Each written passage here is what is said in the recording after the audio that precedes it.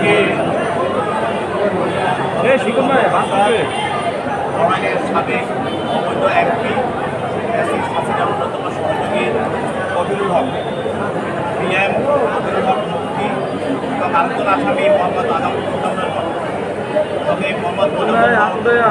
আওয়ামী লীগের তাদেরকে সরকারি কর্মকর্তা গ্রেফতার করে সরকারি আইনি মামলায়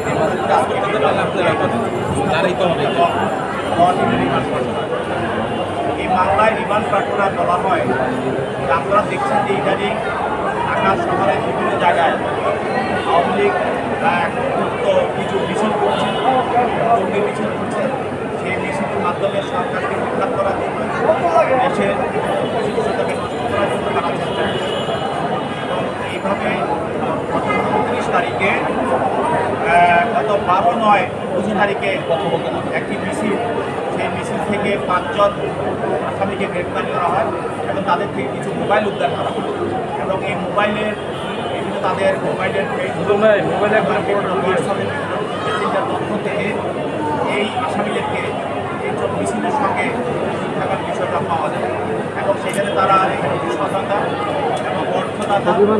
তাদেরকে নিয়ে বিভিন্ন সময় মিটিং করেছে। মিটিংয়ের মাধ্যমে ঢাকা শহরে বিভিন্ন জায়গায় যে মিছিলগুলো হচ্ছে এই অঞ্চলে তারা তাদের সাবধানতা পাওয়া যায়, কিন্তু তাদেরকে গ্রেপ্তার করা হয় এবং তাদেরকে গ্রেপ্তার করার পরে তাদের কাছে কতগুলো মোবাইল পাওয়া যায়। সেই মোবাইলের মধ্যে তৎকালীন কর্মকর্তা মোবাইল দেখে মোবাইলের ভিতরে কতগুলো হোয়াটসঅ্যাপ গ্রুপ পাওয়া যায় এবং এই গ্রুপের বিভিন্ন বিভিন্ন ধরনের তারা এবং এই গ্রুপের মধ্যে বিভিন্ন জায়গায় এই যে আন্দোলন করার জন্য এবং সরকারি গ্রুপকে বিক্রমিত করার জন্য ছাত্রলীগ, যুবলীগ, যারা আওয়ামী লীগ থেকে তারা আহ্বান করে এবং বিভিন্ন ধরনের তারা বুদ্ধি এবং তারা সহযোগিতা আর্থিক সহযোগিতা করে এবং মোজাম্মেল হক যে আসামি তার আইডিতে এবং তার হোয়াটসঅ্যাপে এবং তার মেসেঞ্জারে তার ব্যবহৃত বিভিন্ন গ্রুপে হোয়াটসঅ্যাপ গ্রুপে সে বিভিন্ন লিখেছে যে আমরা জানেন যে নিয়মকে যে আক্তার হোসেন এবং বিএনপি মহাসচিব সহ করে যে ধরনের আলোচনা করা হয়েছিল এবং নিক্ষেপ করা হয়েছিল সেই বিষয়েও সে হোয়াটসঅ্যাপে তার বিভিন্ন গ্রুপে সে নিজকে দাবি করেছে, সেখানে সে অর্থ দিয়েছে এবং সে সেখানে তাদেরকে সহযোগিতা করেছে। এই বিতর্ক কর্মকর্তা কিন্তু আদালতে তাদের এইসব মোবাইলের ভিডিও কপি এবং তাদের যে করসপন্ডেন্স সেগুলি আদালতে প্রদর্শন করেছে। এগুলি দেখে এই মামলা তদন্ত সাথে আরও কারা কিছু জড়িত আছে, কীভাবে এই ছোট ছোট কাজগুলো হচ্ছে, মিছিলগুলো হচ্ছে, কারা করছে, কীভাবে করছে, অর্থ কারা জোগাড় দিচ্ছে, কীভাবে তারা সহযোগিতা করছে, তাদেরকে ফাইল করার জন্য গ্রেপ্তার করার জন্য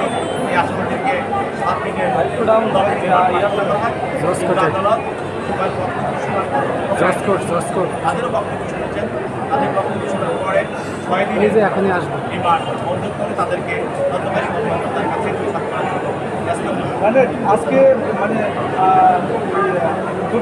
তিনিও আদালতের কথা বলছিলেন, কী বলছিলেন, কী জানতেন মানে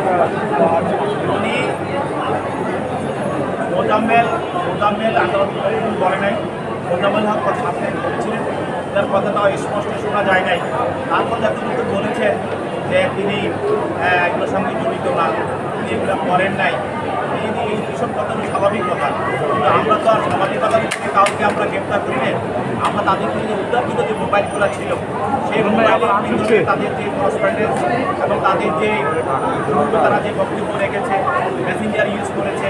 সেইগুলি তারা আমরা হোয়াটসঅ্যাপ বিভিন্ন জায়গায় তারা করসপন্ডেন্স করছে, কথা বলছে, সেইগুলিতে উপর ভিত্তি করে তাদেরকে আমরা গ্রেপ্তার করেছি এবং তাদেরকে আমি যে মামলাগুলো আমরা দেখছি তাদেরকে গ্রেপ্তার করা হচ্ছে, এদেরকে ঘটনাস্থল থেকে গ্রেপ্তার করা হচ্ছে এবং কোনো নিরীহ মানুষকে গ্রেপ্তার করা হচ্ছে না। ঘটনাস্থল থেকে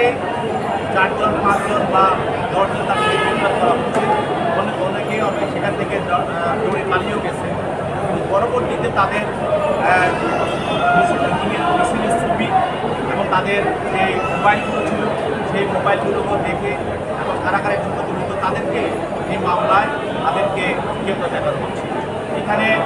পুলিশ খুবই সতর্কতার সাথে গ্রেপ্তার করছে যেন কোনো নিরীহ মানুষ এই মামলার মধ্যে না আসে।